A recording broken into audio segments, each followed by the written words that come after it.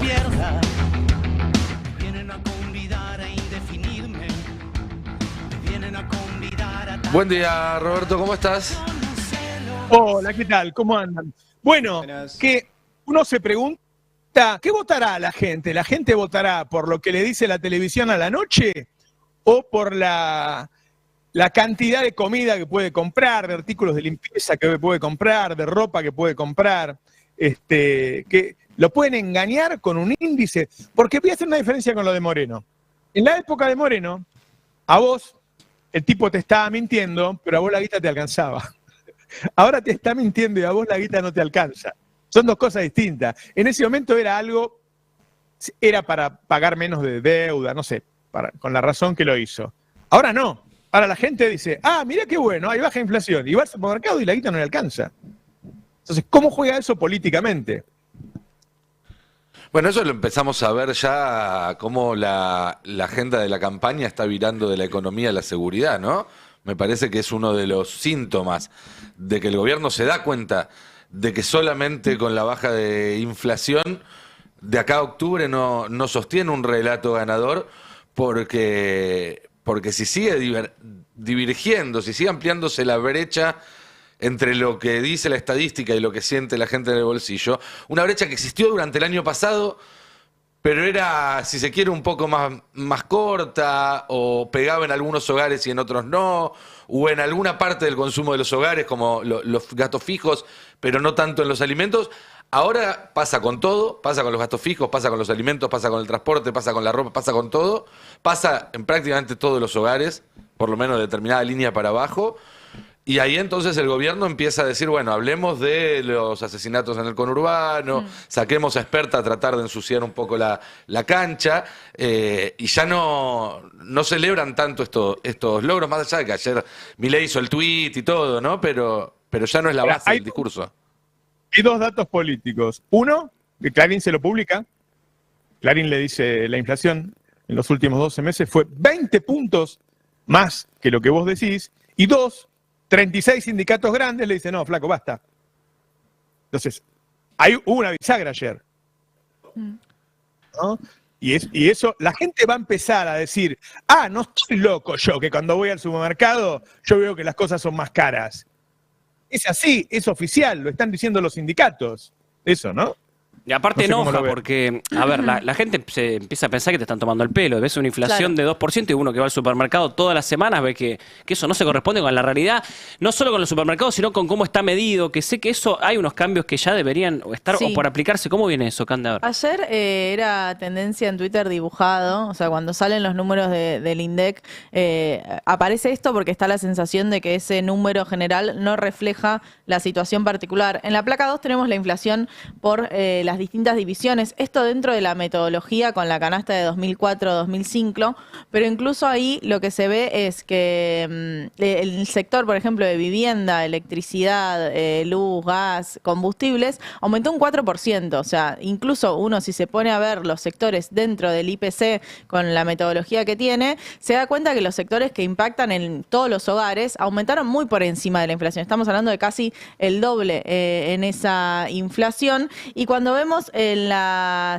en la placa siguiente, en la placa 3, vemos también una diferencia muy grande entre los precios de los bienes y los precios de los servicios, ¿no? Los precios de los servicios en promedio aumentaron un 3,8%, que es esta realidad que venimos viviendo mes a mes, que es que queda cada vez más mesa al final del sueldo, ¿no? Uno paga los servicios, no solo las tarifas, sino también el servicio de comunicación y transporte, y efectivamente se queda sin dinero más rápido. Y esto tiene que ver con esta discusión metodológica sobre cómo se mide la inflación en la Argentina. En la placa 4 tenemos esta diferencia. Espérame un poquito.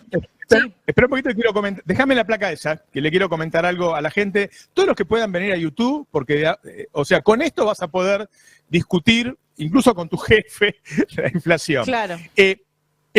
Fíjense, los que están en YouTube y el que no está que entre, que puede leer servicios 3,8%, bienes 1,5%.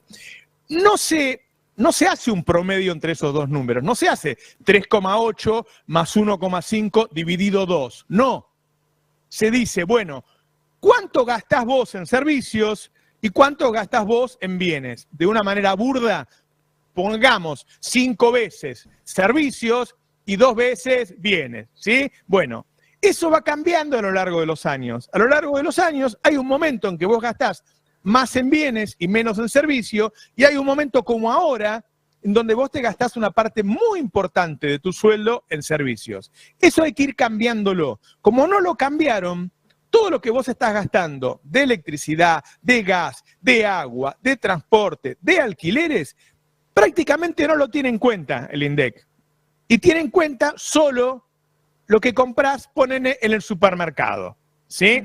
Eso es lo que genera esta diferencia tan grande, que hoy ya es de 20 puntos y genera un tema político. De decir, bueno, nos están cagando a todos, no solo políticamente, es mentira que vos bajaste tanto la inflación, Milei, no sos tan exitoso, generaste todo ese sufrimiento casi en vano, sino que además hay muchos más pobres, es decir, tu gobierno es peor que el anterior, y sino que además, a partir de ahora, cada vez vamos a ser más pobres, cada mes los trabajadores van a ser más pobres, porque cada mes van a negociar con un índice que está mal. Perdón, quería agregar eso, Cande. Sí, no, me parece fundamental, y te agrego un problema más para el gobierno, porque en esa placa se veía la inflación núcleo, que es una discusión que quiere evitar el gobierno. Todo esto dentro de la propia estadística del INDEC, todavía no entramos en la parte metodológica, pero incluso en la propia estadística se ve ese IPC núcleo, que es como algo así como el corazón de la inflación, lo que no tiene que ver con los factores estacionales, como que te aumenten los restaurantes en verano o baje el precio de las prendas de vestir en enero cuando hay liquidaciones, ¿no? Bueno, sacando todos esos factores estacionales, la inflación núcleo es del 2,4%, y esta es la antesala de un mes que va a empezar con un crawling P, con una devaluación mensual del 1%. Entonces todavía hay una inflación núcleo, una inflación dura, que te está marcando un piso del 2%, y que va a ser un poco complicado para los siguientes meses cuando vos ya tenés una devaluación que corre muy por atrás. O sea, esto potencia el fenómeno de apreciación cambiaria que ya venimos alertando. Bueno, se va a profundizar en los próximos meses si la inflación sigue estando en el orden del 2%, mientras la devaluación se va al 1%. Pero dicho eso, si te parece, nos metemos en la discusión más metodológica, que parece una cuestión técnica, pero tiene que ver con qué tanto este dato representa o no nuestra realidad cotidiana. Y ahí hay una comparación interesante en la placa 4 entre la inflación de Cava y la inflación del INDEC, pero para GBA, o sea, para la misma zona geográfica dentro del país, y se ve cómo esas dos líneas, la azul y la roja, se empiezan a diferenciar con el tiempo. O sea, la canasta del INDEC, del IPC, viene desactualizada hace bastante. Pensemos que nos estamos manejando con una canasta de 2004-2005. La actualización de la encuesta se hizo en 2017-2018, y desde ese momento no se vio reflejada en el IPC, porque el IPC siempre es un número que es difícil de tocar y ningún gobierno lo quiere terminar de actualizar, y mucho menos donde la canasta de servicios efectivamente empieza a pesar mucho más. Aclaremos esto. Se hizo la canasta en 2016-2017 y no la quieren poner, no la quieren mostrar. Ahora, claro, las consultoras la tienen, entonces le van siguiendo la cuenta, con lo cual hay una inflación paralela, con la cual podés medir pobreza, es decir, te cambia todo. Que ya ahora perdón, no es... ¿No debería haber una oposición mostrando esta inflación como si lo hizo en su momento? Digo, no estarían inventando nada porque lo hizo ya Bullrich. Claro. Y ese Congreso. Debería haber una oposición. Claro, primer paso. Hay estimaciones de consultoras. Debería haber una oposición que no haya tenido 200% de inflación. Porque ¿cómo te sentás a decirle a una sociedad, che, esto es un desastre, que lo es, cuando hace un año tenías 200% de inflación? Con la misma canasta, ¿no? Con la misma, claro. además. O sea, no es que que para Milei, Unión por la Patria, por ejemplo, no es algo cómodo para salir no así. Claro. no es que Milei la cambió, Milei mantuvo la misma, Sí. solo que sigue desactualizadísima. Claro. Exacto. Por eso, para mí hay un dato para sumar. Aclarar algo con eso. La canasta es vieja y siempre está mal. Ahora, está peor en los momentos en que vos pegás tarifazos, Claro. liberás alquileres, haces un montón de cosas que no sucedían durante el gobierno de Alberto. Entonces, en ese momento esa canasta vieja se acercaba más a la realidad. De hecho, están las mediciones, ya hay gente que muestra, donde en ese momento la diferencia era muy, muy chiquita, hasta ahora que llegó a 20 puntos. Perdón, Diego. Sí, no, para sumar un dato que en este primer año de Milei, lo venimos comentando, lo que hubo fue un terremoto en el campo laboral, en el universo laboral, con destrucción de empleo, por supuesto, y además, si vos mirás incluso lo que está pasando con el crecimiento del empleo, también cito una nota de Clarín, empleo registrado de hace 6 días, baja el trabajo estable y lo que más crece es el monotributo social. Entonces, digo, ¿contra qué estás comparando esa inflación? Contra salarios que están destruidos, donde vos cada vez más tenés un mosaico laboral dominado por trabajadores no registrados, precarios, que ganan muchísimo menos que la media del trabajador registrado sindicalizado. Es decir, es un mundo laboral donde el trabajo no registrado hoy supera el 50%, según esta propia nota, en base a datos de la Secretaría de Trabajo, digo. Entonces, puede bajar la inflación, pero baja sobre ingresos que están devastados y con cada vez más trabajadores precarios. Cada vez menos hay la famosa aristocracia obrera de la que alguna vez se habló hace 10 años. Bueno, cada vez es más pequeña en el mosaico laboral. La mayoría tiene ingresos que van muy por detrás de esta inflación, de la que dice Milei que existe.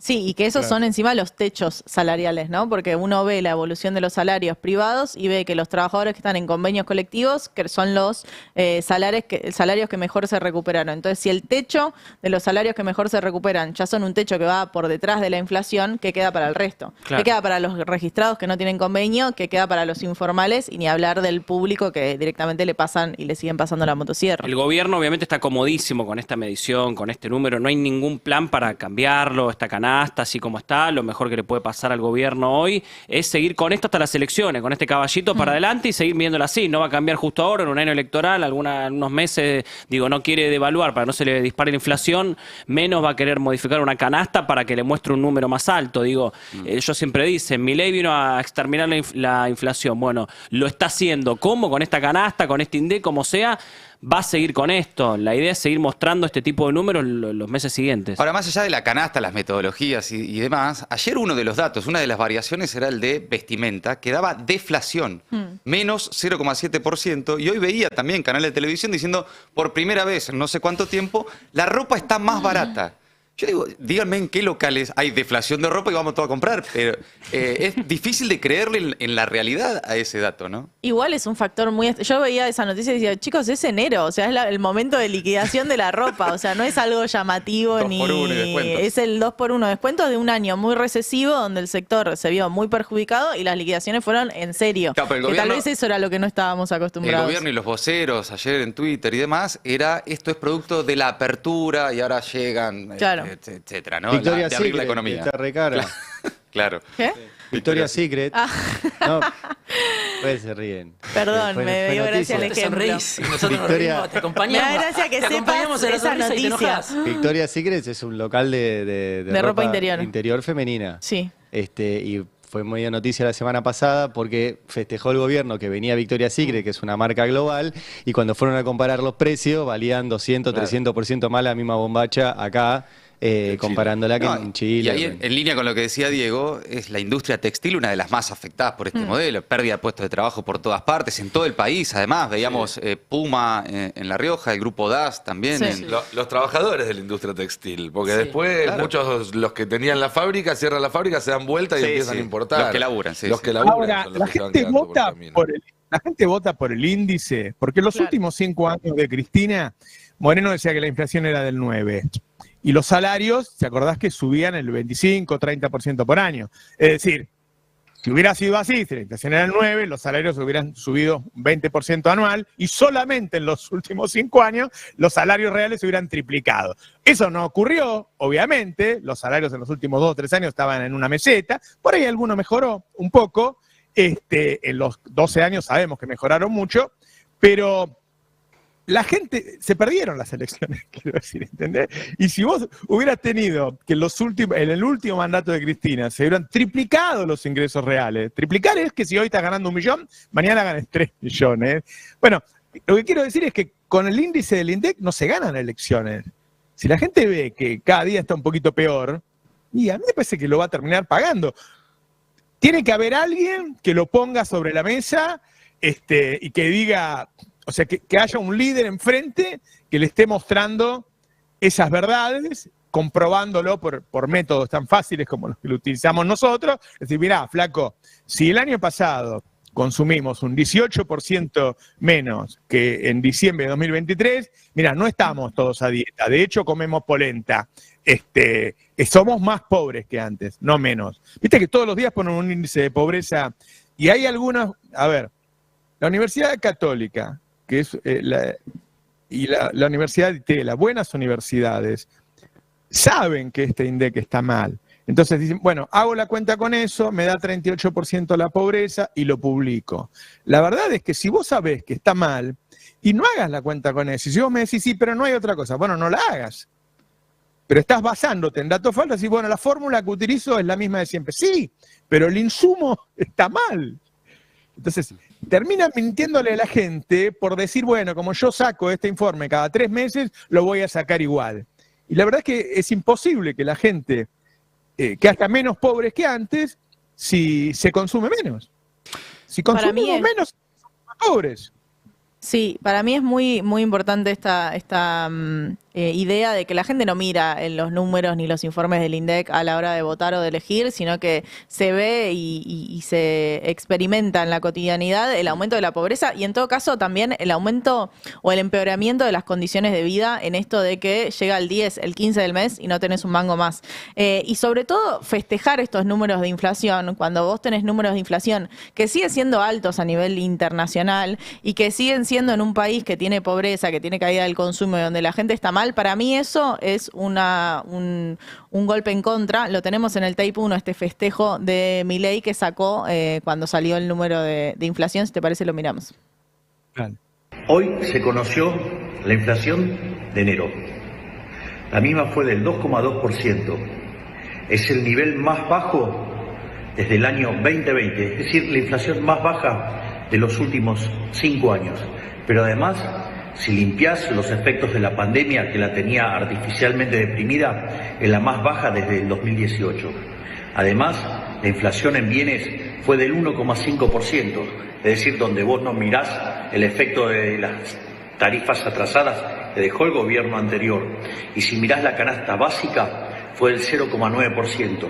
Es decir, en bienes y en canasta básica, Argentina tiene deflación en dólares, ya que el crawling peg estaba en 2%. Por lo tanto, seguimos haciendo historia. Somos el mejor gobierno de la historia, mal que le pese a los econochantas y al conjunto de mandriles que quieren que la Argentina le vaya mal. ¡Viva la libertad, carajo! Bueno, yo no creo genuinamente que esta explicación, que es mala la explicación, pero que además tiene términos técnicos que hace que no sea la más apta para todo público, no me parece que sea una declaración que sume si tu contexto es cada vez peor. Yo hice el cálculo del litro de leche, ponele. El litro de leche valía en enero, contamos Milei desde enero, ¿no? Diciembre no va. Él no cuenta diciembre. Él no lo cuenta, claro. Enero del 2024, el litro de leche medido por el INDEC, 842 pesos. El litro de leche en enero del 2025 medido por el INDEC, 1.454 pesos. El dólar blue estaba lo mismo, 1.200. Significa que el litro de leche pasó de 70 centavos de dólar a $1,20.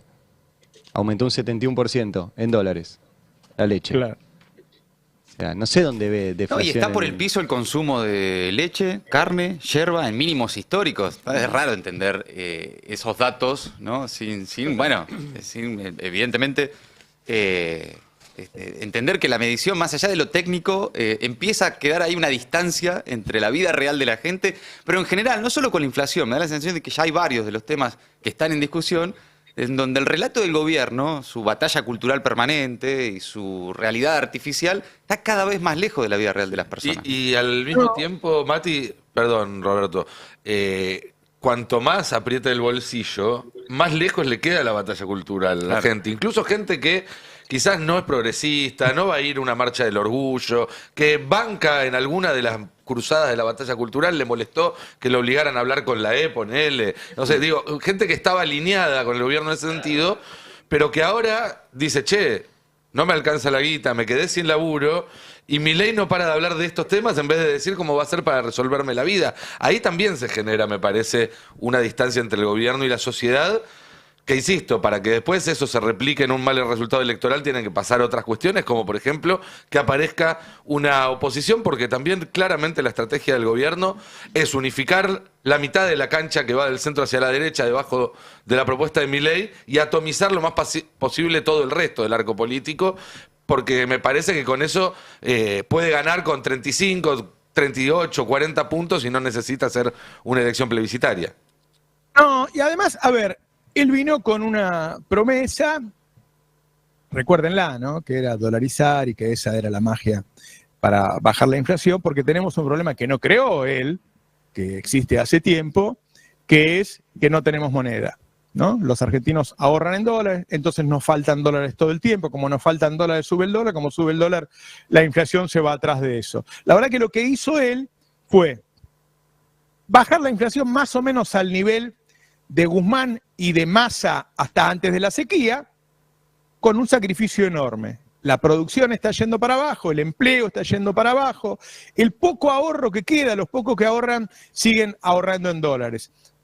A ver, esto va a terminar mal, así esto va a terminar mal. Me parece que hay que oponerse a eso y decir qué vas a hacer, porque si no, como dice Ari, bueno, el peronismo está manchado con el 200%. Decir, mirá, hay una masa de dólares de los argentinos que se estima en casi 500.000 millones de dólares, ¿no? Los que más dólares tienen en el mundo, obviamente, son los norteamericanos, después los rusos y después nosotros. Y al mismo tiempo que están esos dólares, nos faltan dólares. El Banco Central está sin dólares. En pocos meses, si la brecha se le va de nuevo, otra vez va a tener que cercenar las importaciones. Entonces, sí, y encima se nos cae el empleo. Entonces, bueno, muchachos, no es tan difícil agarrar eso y crear de la dificultad virtud. Decir, a ver, todos los días van las grandes empresas multinacionales a buscar ingenieros a las facultades de ingeniería de la Argentina. En vez de desarrollar nosotros nuestras propias empresas, como hacen los norteamericanos, los rusos, los chinos, agarremos el ahorro nacional, hagamos un fideicomiso para economía del conocimiento, y financiemos a esos pibes para crear nosotros nuestros propios grandes empresarios.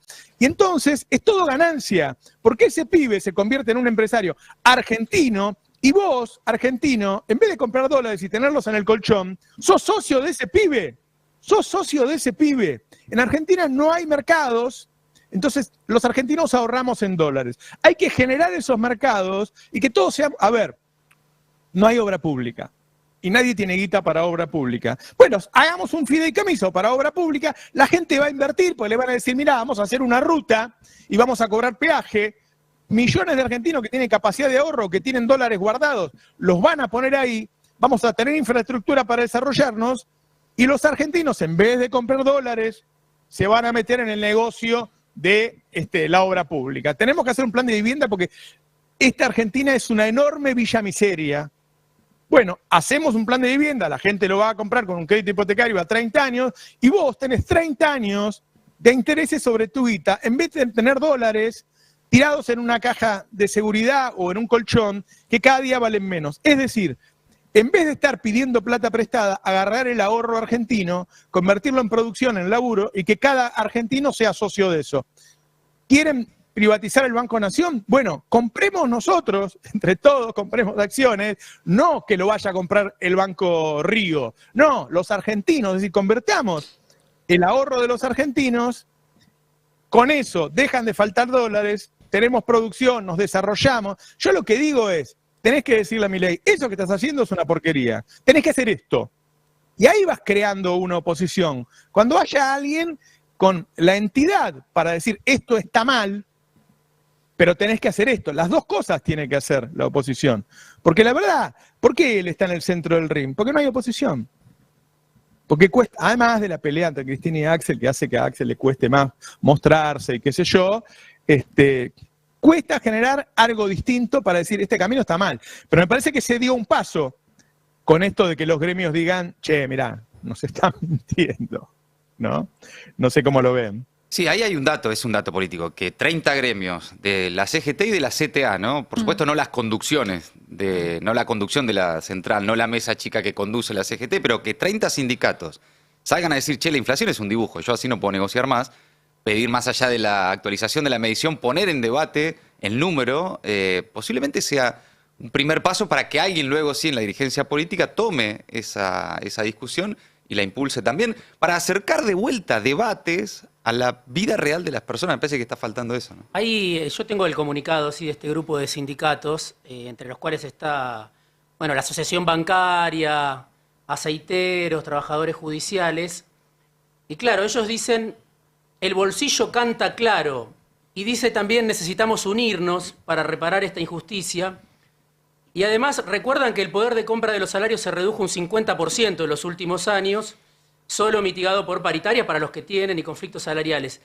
Y les sumo un dato que es una pelea histórica del sindicato de aceiteros, pero también de la bancaria, del grupo de economistas que trabaja con ellos. Vos ayer hablabas, Roberto, del grupo de economistas MATE, que hacía esta cuenta de la transferencia de ingresos de los sectores asalariados a los sectores que más tienen en la Argentina durante el gobierno de Milei. Ellos vienen planteando hace rato que hay que medir distinto lo que debe ser el salario básico mínimo vital y móvil, ¿no? Dicen, la mayoría de los trabajadores cada vez están más lejos del salario mínimo vital y móvil aprobado por la ley del contrato de trabajo. Ellos hacen otra medición de acuerdo a las necesidades que tienen hoy los asalariados. Y en la Constitución Nacional, que es la remuneración menor que debe recibir un trabajador para asegurar alimentación adecuada, vivienda digna, educación, vestuario, salud, transporte, esparcimiento, vacaciones y previsión. Para cubrir esos gastos a finales de 2024, un trabajador debería percibir un ingreso bruto mínimo de 1.900.000 pesos mensuales. Cuando se habla del salario mínimo que tiene la Argentina, que obviamente está en el quinto subsuelo, no se contemplan todas estas necesidades, que son las necesidades que tiene hoy un trabajador. Entonces, este mismo grupo de sindicatos que dice el INDEC miente, Milei miente, dicen hay que hacer otra cuenta, una cuenta que tenga más que ver con lo que hoy necesita un trabajador para vivir y sostener una familia. Y al gobierno, además, este dato de la inflación no solo le sirve para mentirle a la gente y para que la gente esté contenta de un número que no existe, sino también le sirve para mostrar al FMI, para decirle, ves que tengo razón. Decirle, mira, nosotros estamos bajando la inflación, nuestro programa es exitoso por estos números que están viendo, que el FMI no sabe si un argentino... El FMI no son boludos. No sé. No, y el FMI también, Pero parte de sus comisiones, boludos, se pueden habla hacer con un los montón de boludos con este especialistas que ya están marcando esto. Digo, no es que el a FMI ver, ¿cómo? solo... No, el FMI en parte de su proceso, cuando vienen las misiones, no habla solo con el gobierno, habla con consultoras, obviamente que habla con Cavallo, por eso Milei se enojó tanto con las declaraciones de Cavallo, habla con organizaciones de la sociedad civil, trata de tener una escena de lo que está pasando en la Argentina, y esto es una discusión que mes a mes empieza a tener cada vez más importancia porque la distancia entre una inflación y otra empieza a ser más grande. Claro. No es que no saben esto. Incluso también el FMI, después de lo que fue el desastre de 2018, incorporó, cuando negocia acuerdos, lo hizo con el gobierno de Alberto Fernández y entiendo que también de nuevo ahora, esta idea de adoptabilidad de un programa, que es como le dicen a que sea el conjunto de la sociedad, representado obviamente por un amplio abanico político, el que acuerde el programa. Por eso también esta ley que obliga a pasar por el Congreso, que la propuso Guzmán, pero también con el visto bueno del FMI, que es el mismo, digo que las autoridades siguen siendo las mismas, las de 2021-22 que las de ahora, y que hay que ver. Por eso también decíamos la importancia de una voz opositora que dijera, che, si el FMI nos vuelve a prestar plata, nosotros no lo vamos a aceptar como un préstamo válido, porque ya incumplieron una vez, ya nos cagaron una vez, 2 veces no. Ahí ese silencio del que hablamos acá permanentemente tiene efectos concretos, no solamente en la política del gobierno, sino en cómo se ve al gobierno desde otros lugares. Sábado 22 hace el acto Kicillof. Así es. Y ahí, lo entendido, va a haber una presentación del nuevo sector del peronismo, va a invitar a todos, pero se va a presentar como el jefe de un nuevo sector y va a tener un discurso contundente de independencia y de creación, y yo creo que eso le va a dar la posibilidad de tener una voz mucho más potente, cuando quede claro que si, bueno, este sector lo manejo yo. Invito a venir a todos, si no vienen todos competiremos, qué sé yo, pero dejo de ser parte de otra cosa. Sí, el sábado que viene el sábado que viene en Mar del Plata, es el primero de una serie de actos que va a ser en todas las secciones electorales, porque a partir de que se desdoble la elección, una decisión que está prácticamente tomada, aunque no se va a anunciar hasta que esto no pase por el Congreso Nacional, en el reparto quedaría, bueno, las listas nacionales, las de octubre, la va a definir el cristinismo, por decirlo de alguna manera, porque Cristina probablemente sea candidata o quiera poner el primer candidato. Las locales las van a decir las intendentes. Bueno, ¿dónde va a pisar fuerte la provincia? En las seccionales. Cada sección electoral elige senadores y diputados, senadores o diputados este año, y ahí es donde Axel Kicillof va a querer pisar fuerte y por eso va a empezar a hacer actos políticos en cada una de las secciones, empezando por la costa, porque es el verano. ¿Pero Kicillof no va a intervenir en el armado de las listas de diputados nacionales de la provincia de Buenos Aires? Va a querer sentarse a esa mesa, pero de la misma manera que también en los otros sectores, los intendentes van a querer opinar sobre los armados de las listas sectoriales. No, sí, entiendo, pero la lapicera, en principio, en el esquema, por cómo lo plantean ahora, sería una división en tres partes. La intendencia para los intendentes, la provincia para el gobernador y los cargos nacionales para el PJ nacional. Pero al gobernador solo le queda ser presidente, con diputados que tengan algún vínculo con él. Seguramente va a haber diputados nacionales, sí, estoy sí. diciendo. Hoy no tiene. Ver, no, por eso. Lo que digo es quién va a ser el que tenga la lapicera final. Después las listas se van a negociar entre todos los sectores que formen parte de la misma lista, que todavía no sabemos quiénes son, porque la posibilidad de que el peronismo vaya dividido en 2, 3, 4, 5, 10 partes es una posibilidad muy cierta. La lista que se arme en el PJ la va a armar Cristina, es la presidenta del PJ.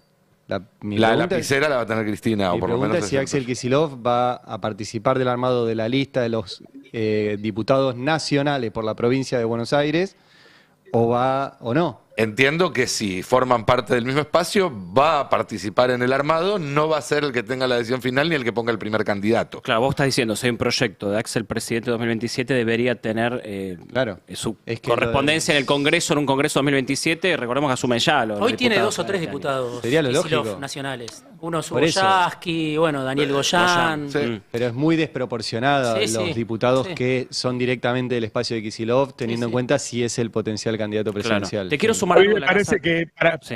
para eso falta, eso no está decidido. Seguramente tendrá algunos más, pero hay que entender que él está haciendo un armado provincial. Y que de ahí lo que se va a buscar seguramente en su momento es que él sea un actor, que él tiene la posibilidad de negociar con el peronismo cordobés, con actores que ya estaban afuera de todo y que hoy son relevantes y que ese camino lo tiene, pero por lo pronto va a ir por la provincia, claramente. Pero me parece que lo pone en otro lugar para dar la discusión pública. Quería decir algo más, porque el otro día, que yo les decía que me junté con alguien de Milei, y yo le digo, ustedes están dando una batalla cultural, la verdad que la están perdiendo. La gente no piensa como dicen ustedes. Y él dice, no piensa como decimos nosotros, pero hablan de lo que nosotros queremos. Y a mí me parece que lo que hicieron los últimos días es instalar siempre temas. Y es muy difícil no entrarle a esos temas. Uno tiene que dejarlos como hacemos nosotros. Primero dedicarle a lo que es más importante. Ahora, si ataca a artistas populares, digo, para los que no conocen la historia, porque tenemos una audiencia también joven, fueron protagonistas de la vida pública nacional, los artistas, ¿no? Incluso los cantantes, digo, Guaraní, que se tuvo que exiliar, Mercedes Sosa, Víctor Heredia, León Gieco, tantos. Y ahora Milei tuvo un ataque bestial, ya no solo contra Lali, sino contra María Becerra. Sí, exactamente. Sí. Ayer se dio, te cuento un datito, Sí. y ayer en plena reunión de gabinete me contaron que, ayer hubo reunión de gabinete, hubo 3 reuniones de gabinete, tuvo Milei ayer en la Casa Rosada. Me contaron que en un momento de la reunión de gabinete Milei sacó el celular y les contó a los que estaban presentes en la reunión de gabinete, che, voy a hacer un tuit contra María Becerra, 9:30 de la mañana. Y así arrancó el día de ayer, ¿no, Mati? Estaba muy concentrado, ¿no? En la Sí, reunión. estaba muy divertida la reunión, muy entretenida, muy interesante la reunión de gabinete. Sí, esta semana especialmente la víctima de los ataques del presidente fue María Becerra. María Becerra, que junto con Lali Espósito y Taichu, 3 artistas populares jóvenes, ya habían estado el sábado en esa marcha antifascista, en el balcón, y habían sido una de las imágenes más visibles de aquella manifestación. Esta semana se le ocurrió a María Becerra en un espectáculo público decir que el Estado estaba ausente del combate al fuego en la Patagonia y convocar a colectas solidarias para asistir a quienes están luchando contra el fuego. Eso alcanzó para prender la llama de todos los libertarios, de Milei en particular, y de empezar a atacarla, como ya habían hecho anteriormente con Lali, como ya había sucedido con Cecilia Roth, que dio una entrevista y dijo que el gobierno de Milei censura. Entonces una disputa permanente de Milei con en su batalla cultural constante con los artistas, pero después con las mujeres en particular, ¿no? Ya Sí, se le nota la misoginia. Porque es evidente, ¿no? Tiene una censura generalizada, pero él cuando tuitea siempre contra mujeres. Sí, y hay algo ahí medio de copia barata de Donald Trump, ¿no? También, justo esta semana también tuvo Donald Trump su discusión pública con Taylor Swift, también una artista popular muy conocida en los Estados Unidos. Pero es que toda esta batalla discursiva, me parece que esta semana hay que advertirla como una alerta roja, ¿no? Una red flag, como se dice también, algunos, de la deriva autoritaria en la que puede caer el gobierno de Milei, que ya empieza a mostrar estas señales alarmantes, especialmente no solo por los ataques a María Becerra y Lali y las artistas en particular, sino una censura directa contra un artista joven, Milo J., un artista de 18 años, un músico, que iba a realizar el miércoles en el Espacio Memoria, en la ex ESMA, un recital para 20.000 pibes de entre 12 y 20 años, que es el público de Milo J., para la presentación de su nuevo disco, un disco que está por salir. De esta forma, el gobierno nacional, a través del Poder Judicial, obtuvo ahí una herramienta para directamente censurar a Milo J. Y se trata, yo quiero ponerlo en estos términos, es el primer músico censurado oficialmente por el gobierno nacional,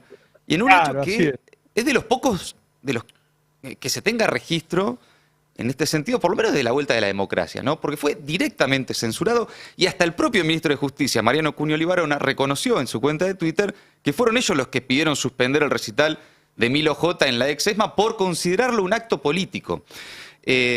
Por supuesto, además, sobre esto, todo un despliegue policial en las afueras de la ex ESMA, con policía federal, gendarmería, prefectura, para amedrentar a pibes que no superaban los 17 años, que estaban esperando para ingresar a la ex ESMA para ver un recital, para escuchar música, como estamos compartiendo ahí en YouTube. La mamá y manager de Milo J. denunció que desde el gobierno los extorsionaron y que les dijeron que si no suspendían el show iban a reprimir a los pibes que estaban afuera. De hecho, hay que advertirlo como una primera señal muy clara de lo que puede ser también una deriva autoritaria. Muchas veces en otros países, cuando vemos que no se reconocen resultados electorales o cuando vemos que llegan a puntos de tensión con la democracia que te hacen preguntar, che, pero ¿cuándo fue que esto empezó a pasar? Bueno, hay que advertir en esto de Milei una señal muy clara de qué puede suceder el día de mañana si a Milei se le empieza a agrietar un poco el discurso y el respaldo. Porque dentro de todo, hoy tenés un sector de la sociedad que todavía le cree, que lo acompaña, 3 canales de televisión diciendo todo el día lo que el señor quiere, un montón de voceros en todas partes. Hay como cierto viento de cola en la opinión pública. El día que eso empiece a agrietarse, ¿qué va a suceder con Milei? ¿Qué va a suceder con este tipo de censuras directas por parte del gobierno nacional a un músico que estaba por presentar su disco en la ex ESMA? Yo, si te parece, escuchen a Milo J. Posiblemente muchos en el público del Destape no sepan quién es. Tiene 18 años, los acaba de cumplir. Tiene también una historia personal vinculada al terrorismo de Estado. Su abuela fue víctima del terrorismo de Estado. La mamá de Milo, que es quien es además manager y representante de su hijo. Escuchá lo que decía Milo J. en sus redes sociales cuando desde el gobierno le suspendieron el show en la ex ESMA. La preescucha se iba a dar acá en la ex ESMA. Teníamos todo el escenario preparado para ustedes. No sé si ahí se ve. Y nos lo volaron a la mierda, así que nada, supongo que juntar 20.000 personas en un espacio de memoria al gobierno de ahora no le gusta y nada, nos suspenden el evento. No cobré entrada, lo quise hacer gratis para no recibir ningún pago por esto. Yo no sé qué otra excusa tiene el presidente, la verdad, para cortarnos estas cuestiones. Supongo que no le gusta la música de ahora. Pero bueno, nada, quería avisarles eso. A los que están afuera, no sé si acampando, pero haciendo fila, les pido por favor que se vayan. Porque si quieren entrar, la policía los va a reprimir y va a ser un quilombo muy grande. Bueno, vuelve, ahí está, Milo J. Además avisándole a los pibes y las pibas que iban a verlo, che, tengan cuidado porque está la cana afuera y los va a reprimir por esto, por querer entrar a la ex ESMA a escuchar música. Ahora, Milo J es un artista joven, muy conocido, muy popular. Tiene para los próximos días, para que te des una idea, Roberto, entradas agotadas en Perú, entradas agotadas en Colombia, entradas agotadas en Chile y en Uruguay, toda la próxima semana. Llena estadios, es un muchacho muy referente de su generación, con mensajes, por supuesto, comprometidos. Es de la camada de pibes y pibas de la cultura popular que se están también expresando en contra del gobierno. Luego de la censura a Milo J, aparecieron también otros como Trueno, Dillom, bueno, desde los nuevos artistas hasta también los más consagrados, Ricardo Mollo de Divididos.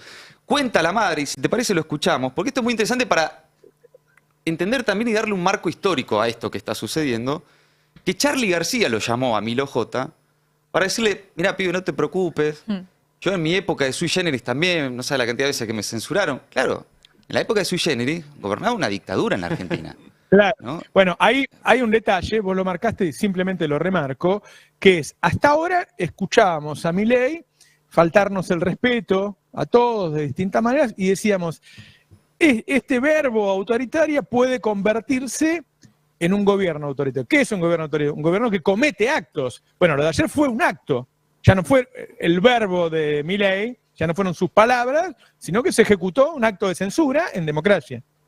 Directamente porque además fue por un pedido del Gobierno Nacional a la Justicia, ¿no? Del Secretario de Derechos Humanos, Baños, respaldado por el Ministro de Justicia, Cunio Libarona, que fueron al juzgado a decir que no estaban dadas las condiciones de seguridad, por supuesto, una mentira. Cuando vos ves después que públicamente, vos, Ari, mostrabas hoy también a Juan Doe, un funcionario del gobierno, encargado de la política comunicacional digital del gobierno, dijo, no vamos a permitir que hagan actos políticos en espacios del Estado.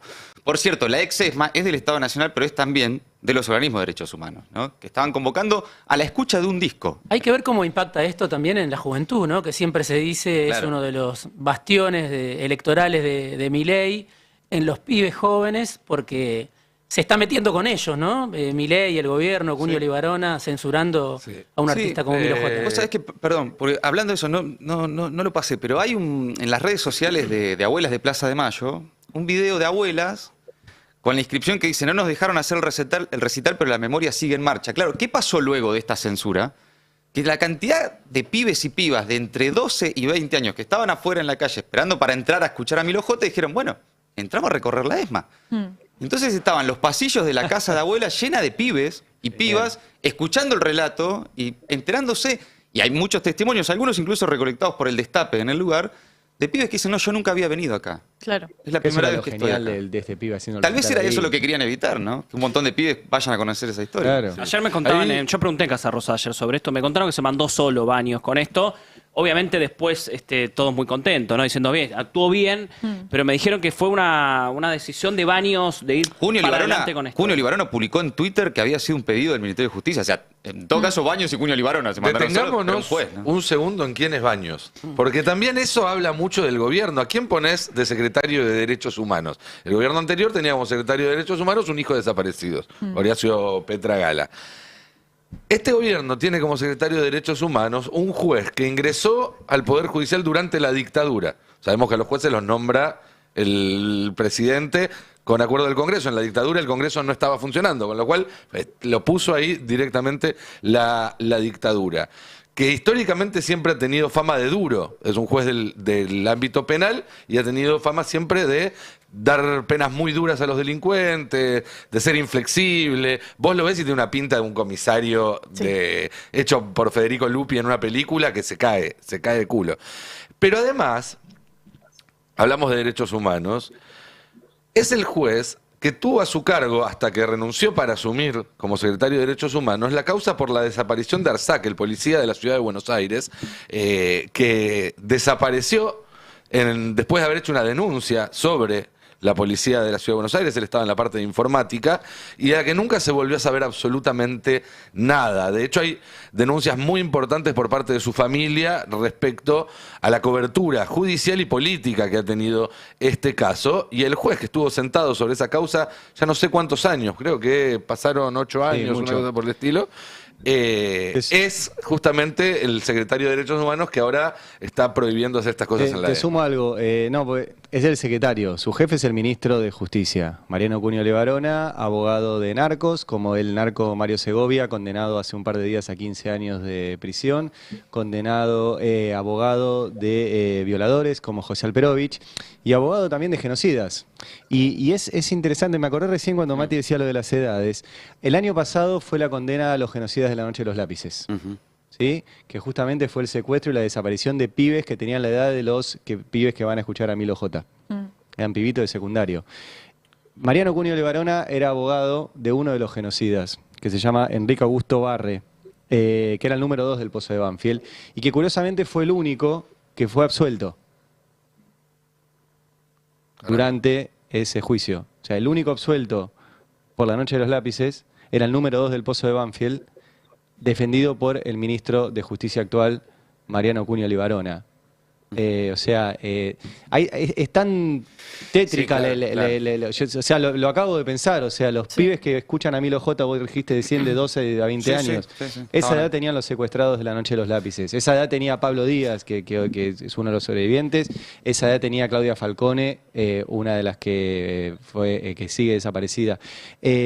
Totalmente. A mí me parece que también hay que enmarcarlo en la deriva autoritaria hacia el futuro que pueda en algún momento encarar el gobierno de Milei, ¿no? Porque me muestra de no solo cuál es su interpretación de la historia, ¿no? Que ya la conocemos, negacionismo del terrorismo de Estado, sino hacia adelante, ¿no? Están censurando artistas de manera directa desde el gobierno, en un espacio público además, como es la ex-ESMA, y también con su ataque permanente a las mujeres, como vimos esta semana, con María Becerra, Lali y demás, ¿no? Total, para mí hay una reflexión muy importante para hacer en el caso específico de Milo, porque se lo quiere atacar como si fuese para él una cuestión partidaria, hacer el recital en el espacio de memoria, y en realidad es una cuestión donde a él lo atraviesa en términos familiares, Sí, porque claro, justamente que haya 30.000 desaparecidos en la Argentina hace que sea parte de nuestra historia y de la historia de un montón de gente en concreto. Entonces, querer oponerse a esto cuando la gente que lo está haciendo efectivamente está atravesada en términos personales y familiares, digo, no lo van a poder resolver nunca, y en todo caso sale a la luz esta historia que hace que sea mucho más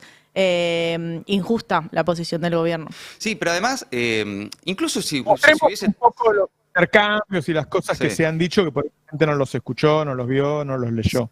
Sí, salieron muchos artistas a bancar a Milo, tenemos varios para mostrar, también como para que vean qué se va generando. Cuando parece que está la dirigencia política en medio en cualquiera, en silencio o en otra, hay como un sector de la cultura, de los artistas que se van pronunciando, ¿no? Y ahí tenés Trueno, estábamos mostrando, Non Palidece, bandas también como, bueno, el líder de No Te Va a Gustar, Ricardo Mollo, Juanchi Baleirón, varios que han levantado ahí también desde Conociendo Rusia. Bueno, un montón de artistas jóvenes, artistas, bandas, algunos referentes también, como Charly García, contábamos recién, que se fueron pronunciando. Yo les propongo escuchar cómo la madre cuenta el apoyo de Charly García. A mí me parece significativo esto también por cómo une, ¿no? Generaciones, épocas e historias en la Argentina. Y después te cuento también cómo Lali, para traer un poco más al presente también la discusión, le contestó al presidente Milei. A ver. Entonces, no solo es que pone en alerta a todos los artistas, es peligroso, lo sabemos, los artistas tienen una historia lamentable también de persecución en esta Argentina, y que haya este tremendo hecho de censura es muy grave para todos. También hay un conjunto de como una cámara de managers también muy preocupados que se ha solidarizado.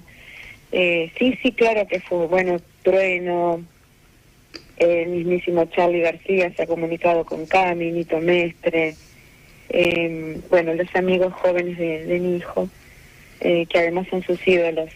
Charly García le escribe ayer por medio de su esposa y le dice: quédate tranquilo, sabes las veces que me censuraron a mí cuando yo estaba en Sui Generis, y me empiezas a contar esas cosas.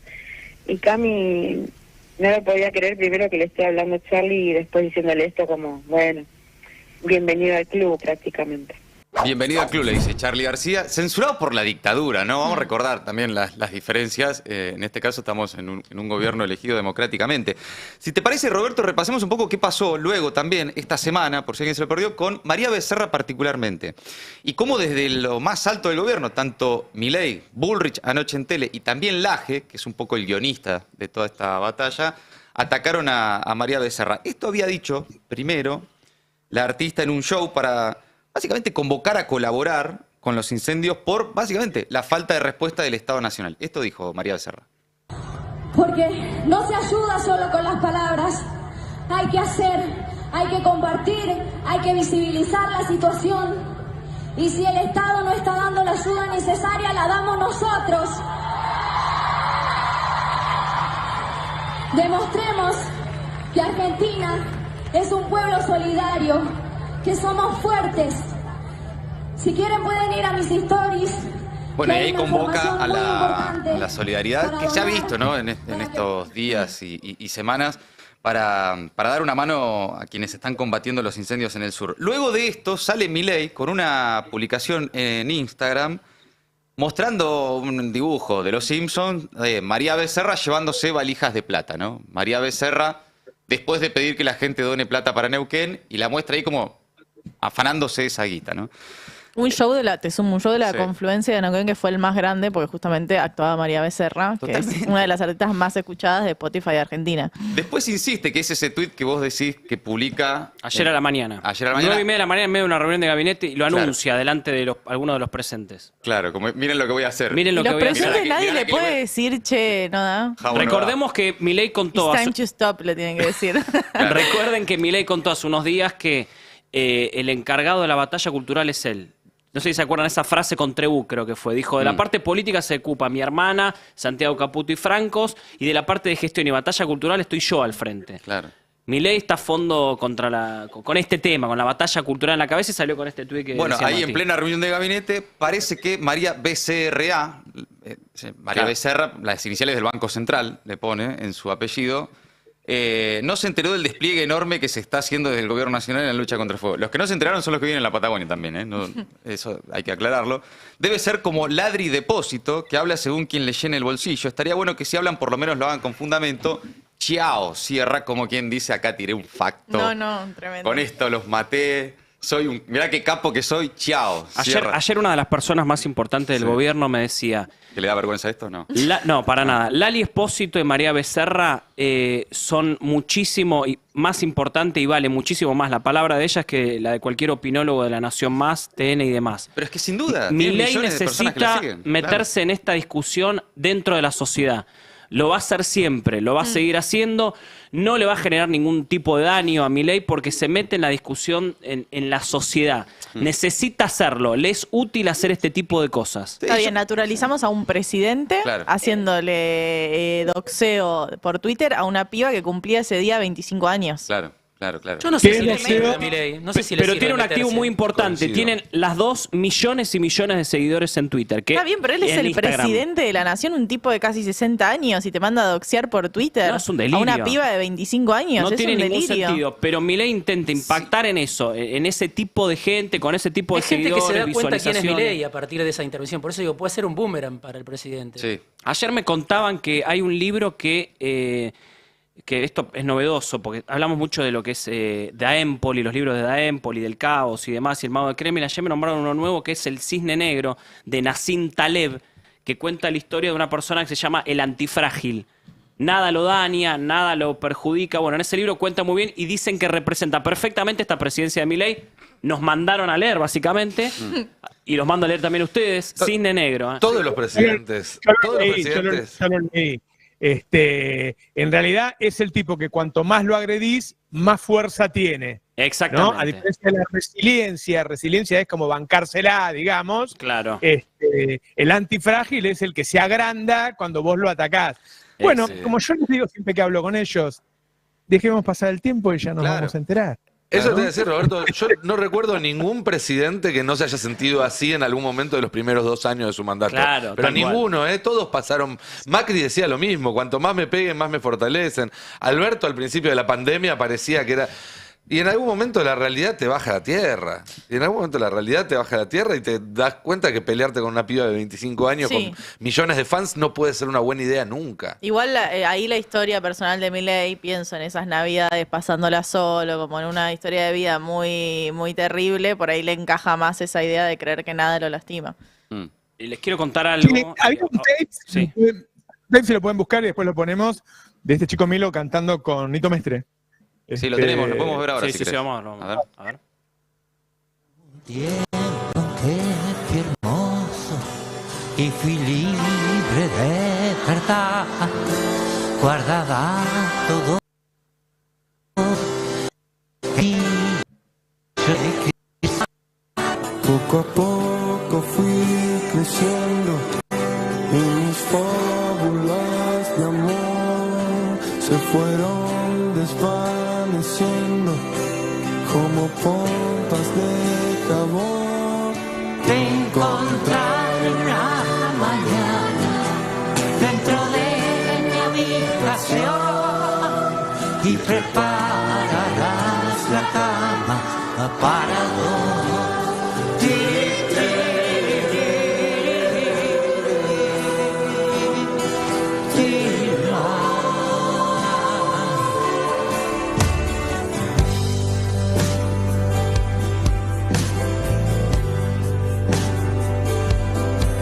Es larga la carretera cuando uno mira atrás, vas cruzando las fronteras sin darte cuenta quizás. Tómate el pasamanos, porque antes de llegar se aferraron mil ancianos, pero se fueron igual. Te encontraré una mañana dentro de mi habitación y prepararás la cama para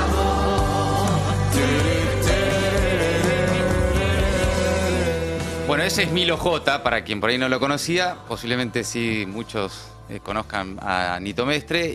Milo además es un artista, tiene 18 años, insisto con esto, Sí, es recién muy cumplió, muy joven, que hace permanentemente en su música vínculos con aquellos años. No sé, de repente en su disco nuevo hay algunas referencias a Pescado Rabioso, la banda de Spinetta, digamos, tienen como esa... En general esta camada tiene como un vínculo muy, muy fuerte con la tradición de la música y la cultura popular argentina. En el caso de María Becerra también, además con ganas de decir cosas, que me parece importante, porque tienen todo para perder los artistas en estas batallas. Yo no sé qué tiene para ganar Milei o no. Los artistas tienen todo para perder, porque se le van sponsors, empiezan a generarse un odio en las redes, un ataque permanente, con el que tal vez no están acostumbrados a lidiar. Pibas de 25 años, que se te venga una horda de haters en redes a decirte que estás llevándote guita de los incendios en la Patagonia, y hay que tener el cuero para bancar eso. Que En las redes y en la calle. En las redes y en la calle. Claro.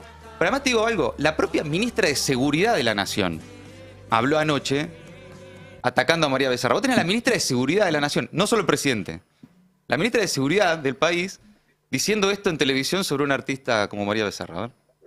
María Becerra, creo, no sé Bueno, si en te- primer lugar, le voy a decir a Becerra que no entiende nada. Ok. Todos los medios aéreos que la Argentina tiene están a disposición. Ahora, no pueden estar todos los medios aéreos, porque si yo mando todos los medios aéreos a las zonas del sur y como comenzaron, por ejemplo, incendios en Corrientes, no llegó a Corrientes. Claro. Entonces uno tiene que tener una Tenés planificación. 500.000 hectáreas quemadas en Corrientes. Exactamente, uno Claro. tiene que tener una planificación geoestratégica, ir Bueno, mirando por supuesto, todos los días a Johnny cómo Viale se le parece comporta. todo Nosotros muy, tenemos muy un fantástico sistema. también, ¿no? Claro. Es más Pero es la ministra de importante Seguridad de la Nación diciendo que María Becerra no entiende nada y que lo que dijo es un delirio, etcétera. Bueno, hablando de delirantes, Lali, que estuvo con María Becerra, como les contaba, en ese balcón del Día de la Marcha Antifascista, salió a hablar, alguien que es como la enemiga pública número uno, favorita del presidente, ¿no? La Taylor Swift de Trump. Es como la Taylor Swift de Claro. Trump. La bancó a María Becerra y dijo que Milei es básicamente un delirante. A ver. esto de qué pasa con el presidente y con ustedes, que son figuras internacionales que llenan estadios, que hacen su trabajo. Personas primero. Primero son personas. Personas. Aclaremos eso. Seres humanos de a pie. De a pie. Somos ciudadanos, claro. primero. Después, además, artistas y, bueno, usamos los que tenemos ganas nuestro lugar para, bueno...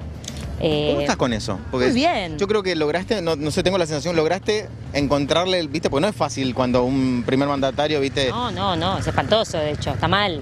Sí. Está muy mal que eso pase. Claro. Pero bueno, uno va para adelante con... Yo creo ser siempre respetuosa. Sí. Es raro que me saquen a mí de mis casillas. Y mi madre me retaría, ¿viste? Yo fuera una mina irrespetuosa y mi mamá diría, no te enseñé nada. Claro. Así viste que hace poco él te nombró otra vez, ya de una manera más despectiva. Sí, al pedo. Aparte, porque tenía tanto para decir, siendo el presidente, están pasando tantas cosas que es rarísimo que tenga ganas de mencionarme a mí, que soy una cantante. Pero bueno, él tendrá sus motivos para hacerlo, los cuales no me interesan. Yo sé quién soy, no me gusta estar en boca de un primer mandatario de esa manera, con falacias y con cosas que son feas, ¿viste? Que son violentas, de hecho. Pero bueno, es una época en la que, bueno, se va contra eso, ¿no? Contra algunos discursos de odio, contra formas de mierda, de dirigirse al otro. Y bueno, no es mi forma. Así tenga o quiera dar una opinión de algo, siempre será con la mejor. Para adelante, una mejor. Cierro con esto y te agradezco mucho, ¿no? Porque hoy su vida le contestó a María Becerra y puso ella con el meme de la mano. Un delirio. Sí. Un delirante, pero bueno, acá estamos. María, hoy hablé con ella por su cumple, obviamente, y es una campeona también. Digo, cuando te pasa algo así, te limitas a estar tranquilo y a entender por qué el otro necesita, evidentemente, decir esa barbaridad de vos cuando no es cierta. Claro. Bueno, pero repito, allá el que lo piensa, digo, él o sus seguidores que tengan esa mirada de los artistas. Bueno. No es fácil tener una espalda para enfrentarse a esas cosas, más no es fácil. Terapia, negrito. Terapia. Hay que hacer terapia. Cerremos bien. Bueno, ahí está, Lali, que por cierto, es muy clara, muy interesante lo que dice. Vos fíjate también, hoy hablábamos temprano, ¿no? La representación de la oposición hoy en la política argentina. Ves dirigentes políticos de años escondidos abajo de los escritorios, con miedo a hablar, con miedo a lo que pueda suceder luego por lo que digan en redes sociales, miedo a un tuit de Milei. Y vos ves a Lali, a María Becerra, a Milo J, artistas jóvenes, populares, sin miedo a salir a confrontar y a dar la discusión y decir, che, ¿podría haber alguien en la dirigencia política con un pedacito del coraje de Lali para salir a contestarle al presidente algo? Bueno, es parte también de lo que conversábamos recién, ¿no? ¿Conviene o no conviene? ¿Alcanza o no alcanza? ¿Le sirve o no le sirve? Sí, allá de las especulaciones. Y esto sigue, toda esta batalla de Milei sigue. La semana que viene recordemos que se va a Estados Unidos, el miércoles se va a esta cumbre de la CEPAC, que es esta cumbre ultraconservadora de derecha, se va a hacer en Washington, va a estar Donald Trump. Y me contaron ayer que Milei va a ir a dar un discurso a la CEPAC, donde va a estar Donald Trump ahora, ya no va a ser el foro de Davos. Va a repetir el discurso muy similar a lo que fue en el Foro Económico en Suiza, a lo que fue esas palabras que dijo terribles, lamentables en el Foro de Davos. ¿Las que después dijo que no dijo? La que después dijo que no dijo. Se la sacaron de contexto. Y además, a ver, el gobierno en esta última semana se trató de lavar un poquito la cara. Ellos dicen que la bala no le entró, la bala sí le entró. Vamos a ver un par de fotos de esta última semana. Primero, Milei, que se juntó a cenar con Piazza, con el estilista, ¿no? Sí. Roberto Piazza y su pareja, su novio. Ahí estamos viendo en la Quinta de Olivos. Esto fue en esta semana, estos últimos días. Ahí hay una foto. Milei con Piazza. Y después hay otra foto también de Adorni con Robertito Funes Ugarte. Adorni, Lanari y Robertito Funes Ugarte. Una especie de lavado de cara, ¿no? El famoso que a mí me decía, no, Milei no odia a los gays, tiene amigos gays. Mi amigo gay. Exactamente. Bueno, esto es claramente una estrategia del gobierno que salió con estas fotos en esta última semana. Y salió a hablar Piazza después No conocían lesbianas, se ve. No tienen en contactos. Ahí va. No quedó. No. No sabemos, a lo mejor próximamente alguna foto. Por ahora no. Claro. Salió Piazza a hablar después del encuentro con Milei y escuchen lo que dijo, mira. Le preguntaba y me mandó el video completo de casi 45 minutos de la conferencia, donde está editado. Sí, está editado. Claro que está editado. Está editado acá en la Argentina. No te puedo decir quién es porque eso es un tema que te preguntás solo, si lo llamás ahora te va a responder. Pero está editado con malicia, como están editadas ciertas tapas de revistas muy conocidas, que no me acuerdo el nombre, pero se llama Noticias, que con una malicia espantosa, todas las semanas, son defenestrantes. Bueno, Roberto Piazza, después del encuentro con Javier Milei, decir que el video en Davos estaba editado. ¿Qué video habrá visto, no? Vamos a ver el editado, vamos a mostrarle a Piazza, porque tal vez no lo vio, vamos a mostrar el editado y vamos a mostrar el original. Vamos primero a ver lo que Piazza llama el editado. A ver el editado del discurso de Fue Milei. noticia en todo el mundo el caso de 2 americanos homosexuales que enarbolando la bandera de la diversidad sexual y fueron condenados a 100 años de prisión por abusar y filmar a sus hijos adoptivos durante más de 2 años. Son pedófilos. Esa es lo que dice Piazza que está editado. Vamos a ver el original, a ver. Desde estos foros se promueve la agenda LGBT, queriendo imponernos que las mujeres son hombres y los hombres son mujeres solo si así se autoperciben. Y nada dicen de cuando un hombre se disfraza de mujer y mata a su rival en un ring de boxeo, o cuando un preso alega ser mujer y termina violando a cuanta mujer se le cruce por delante en la prisión. Sin ir más lejos, hace pocas semanas fue noticia en todo el mundo el caso de 2 americanos homosexuales que enarbolando la bandera de la diversidad sexual y fueron condenados a 100 años de prisión por abusar y filmar a sus hijos adoptivos durante más de 2 años. Quiero ser claro que cuando digo abusos no es un eufemismo, porque en sus versiones más extremas la ideología de género constituye lisa y llanamente abuso infantil. Son pedófilos. Bueno, por lo tanto, quiero saber quién avala esos comportamientos. Este es el original, no sé cuál es peor, no sé si Claro. me parece peor este que el editado. Claro. Avísenle a Roberto Piazza que está equivocado, por favor. Pero además Piazza que tuvo una charla con Mirta Legrand en su momento, donde Mirta, con todos los prejuicios de su época, le pregunta directamente si ve que en la adopción de las parejas homosexuales hay un interés sexual por el hijo, y él categóricamente dice que no, porque obviamente que es un prejuicio total pensar eso incluso, y ahora que él mismo diga, no, esto está editado y demás, la verdad, a mí me daría vergüenza. Bueno, la semana que viene vamos a escuchar otra vez a Milei, así en este tono. A insistir con esta línea. Sí, va a hablar el 22 de febrero, viaja el miércoles, así que la semana que viene vamos a volver a tener un Milei en este tono. Tiene Sí. ganas de un 8M explosivo, Claro. eso tiene ganas. Igual, Claro, se viene el 8M encima. Yo creo que también ahí, por eso, yo hacía mucho, perdón Roberto, lo último, mucho hincapié en lo que sucedió con Milo J en la ex ESMA, porque ahí hay un paso más allá de lo que uno puede entender como peligroso, como parte de un clima de época horrible, que es el ataque en redes sociales, la disputa, opinar distinto hasta si querés. Ahora, a Milo J lo censuraron. Tenía un espectáculo para darle a 20.000 pibes para presentar su disco en la ex ESMA y por decisión del gobierno nacional eso no se realizó. Y eso es, para mí, una primera señal muy clara de una deriva autoritaria en la que en algún momento puede llegar a caer el gobierno. Está bien, Pasó a pero los lejos, hechos. perdón, Sí. pero una cosita que me parece fácil y necesario empatizar, no es solo dichos. Si vos estás acusando claro. a toda una comunidad de ser pedófila, que es básicamente los peores crímenes que puede cometer No, un por ser supuesto, no, humano, me refería a lo habilitás de- un espacio de violencia, que es lo que estamos viendo. supuesto, Estamos pero- viendo los levicidios, estamos viendo el ataque a 2 minas que van caminando por la calle y porque Sí, no sí. están vestidas de mina, sea lo No, que yo sea me eso. refería a que no quede en que es una discusión de redes con María Becerra, Lali Claro. y nada más, ¿no? Que acá, sí, está pasando a la realidad y a los hechos Sí. efectivos. Cuando vos tenés, insisto, a la ministra de Seguridad diciendo que una artista no entiende nada, digamos, eso lo que luego suceda en la vida real y en los hechos reales, hay que marcarlo como parte de un clima. Creo que además, insisto, lo del caso de esta semana en la ex ESMA es bien sintomático de hacia dónde van los gobiernos autoritarios cuando empiezan a ponerse nerviosos, ¿no? En algún momento.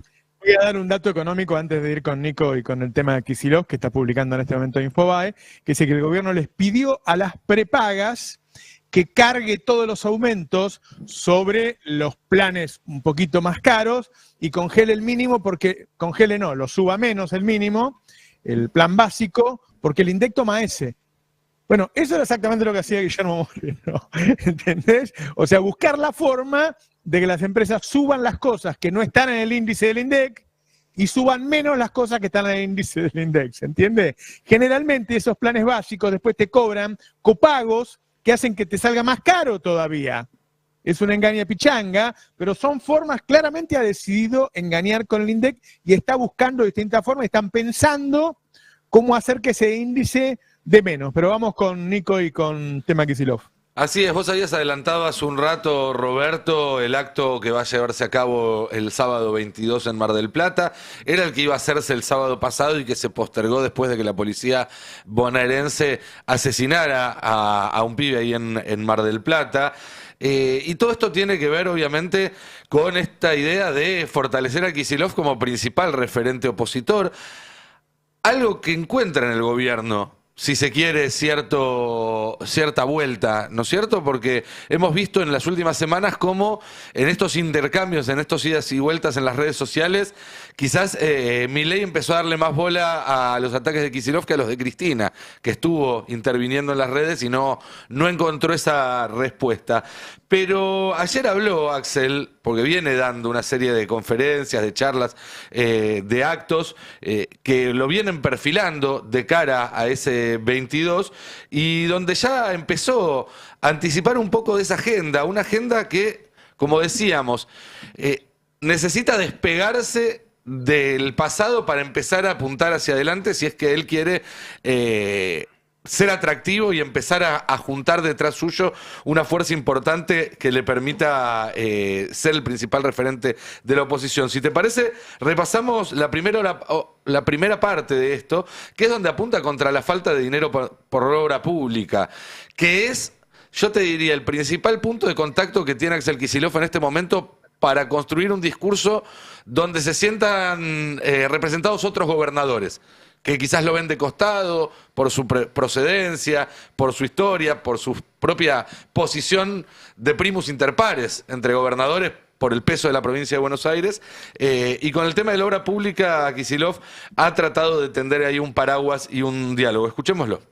Se le engaña a Pichanga de que no hacen obra para generar superávit o generar cierta prosperidad. Mucha obra pública nacional con financiamiento de organismos multilaterales de crédito.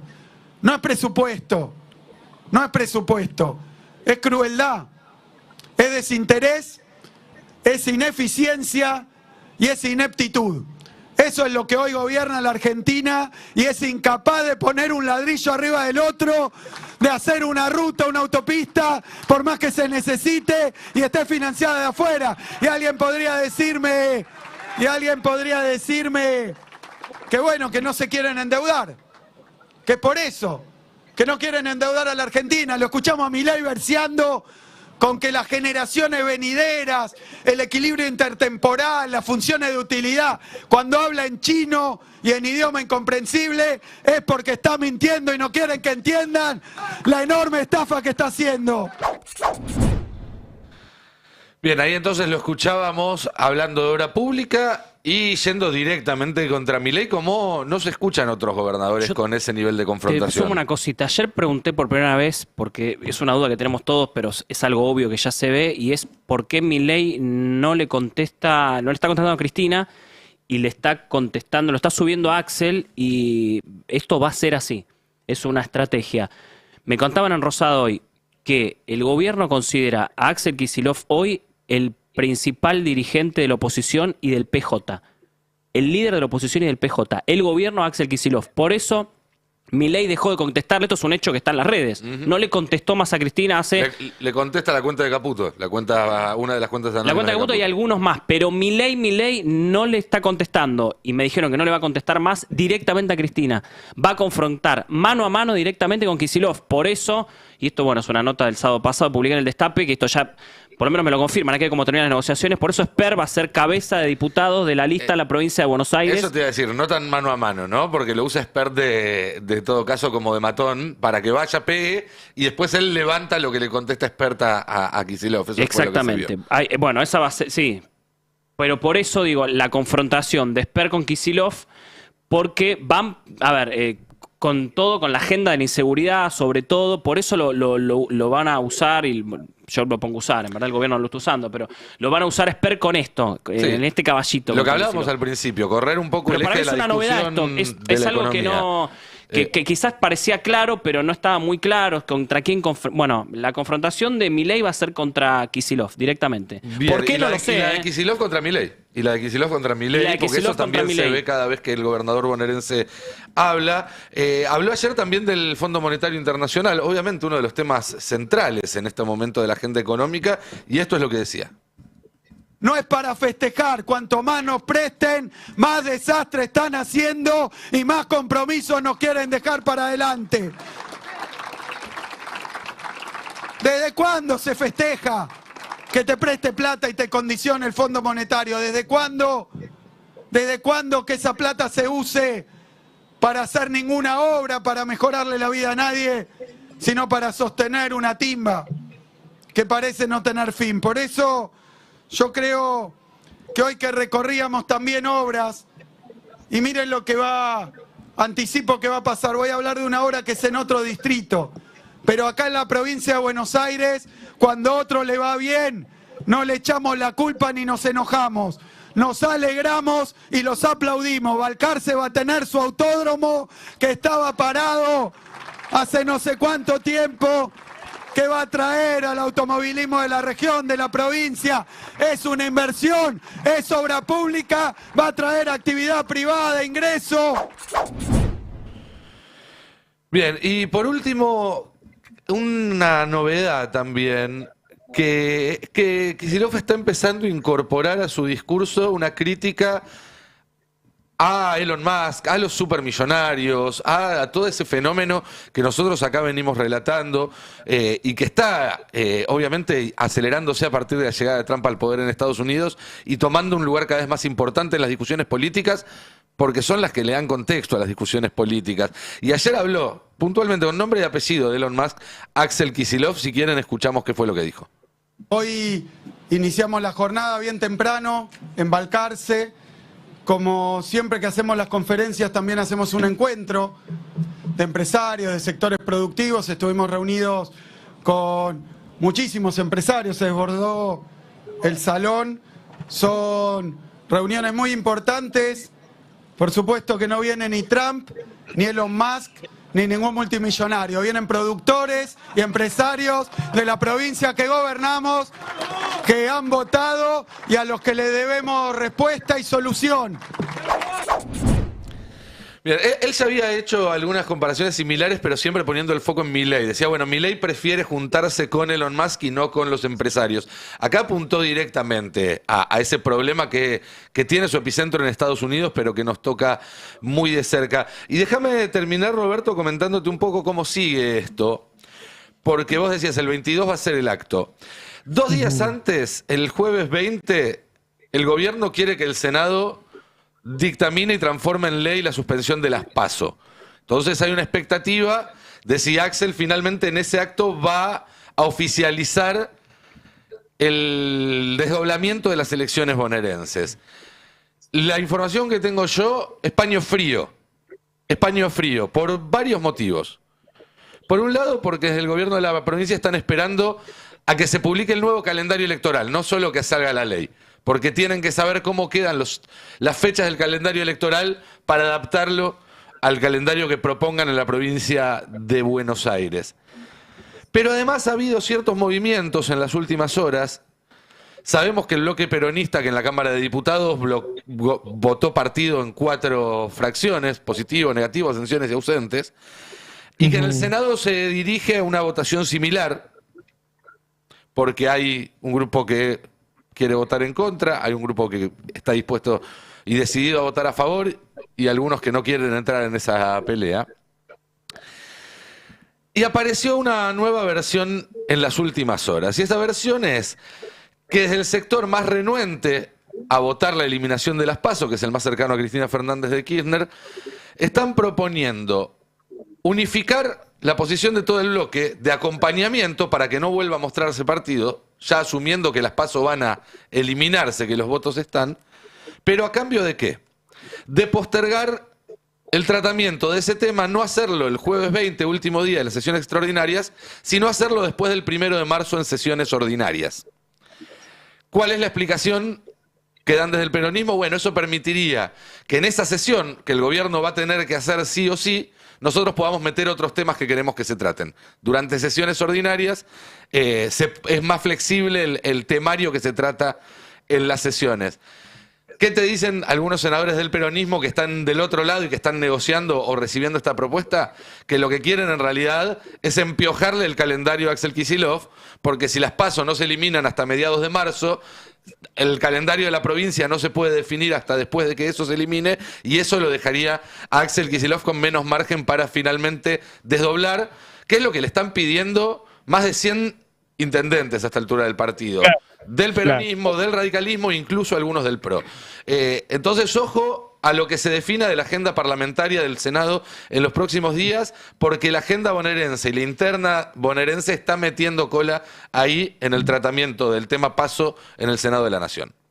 Sí, hay muchos temas de nuestra vida cotidiana que están llegando a la Corte. Es decir, ha llegado a la Corte el reclamo para que Milei le entregue a los gobernadores la plata de la seguridad que le sacó.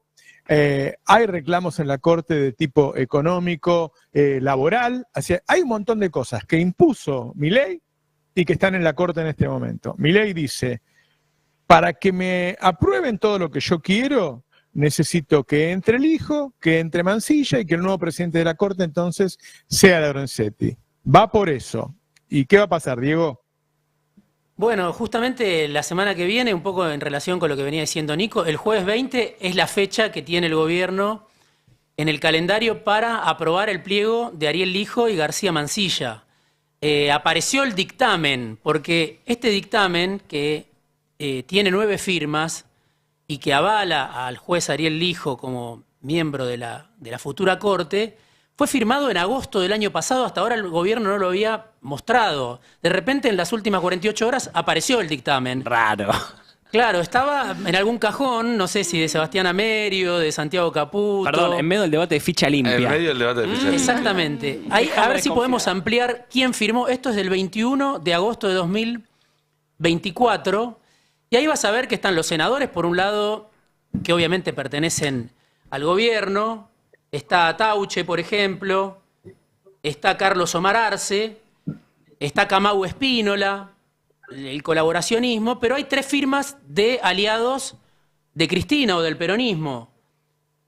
La más llamativa, si querés, o las 2 más llamativas, me parece a mí. Una es Claudia Abdala Ledesma de Zamora, la esposa del gobernador de Santiago del Estero, a la izquierda, ahí la tenés, debajo de Arce.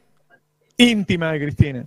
Muy cercana a Cristina, en su momento, bueno, presidenta provisional del Senado, ex gobernadora de Santiago del Estero, incluso puede volver a ser gobernadora de Santiago del Estero, este año hay elecciones en Santiago. Después Lucía Corpacci, senadora también muy cercana a Cristina. Parte de la lista, ¿no? Del PJ. Sí, y además con un parentesco con la familia, Lucía Corpacci, con un parentesco con Alicia Kirchner, bueno, alguien del riñón del cristinismo. Y finalmente Sergio Uñac, que hoy está cercano también a Cristina, no tan cercano como Abdala o como Corpacci. Pero bueno, hay 3 firmas del peronismo. Y después está Juan Carlos Romero, el presidente del bloque del radicalismo, Vichy. ¿Por qué aparece ahora después de 7, 8 meses de dictamen? Bueno, es la gran pregunta, porque se acaban las sesiones extraordinarias y porque es el momento para que Lijo y García Mansilla se conviertan en jueces de la Corte. Este es un proyecto que tiene Milei desde hace casi un año. Cuando presentó los nombres fue en marzo de 2024, hace casi un año, 11 meses que están esperando para entrar, y de repente aparece este dictamen.